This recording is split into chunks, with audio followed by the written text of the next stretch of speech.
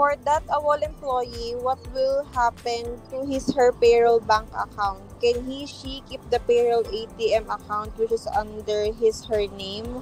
Or the employer has a final control authority over the matter? It depends on your policy po. Wala naman sinasabi po dyan yung batas or any regulation. It depends on your policy and the policy of the bank. No? So, check nyo lang po yung policy nyo. You should have a policy about this if you want to have. Pwede naman po yan, legitimate yun. Pwede kayong mag-decide whether to terminate the bank account at saka then you can advise the bank na isarado na lang kasi hindi na siya payroll account. Nasa inyo po yan. No? It's all up to you.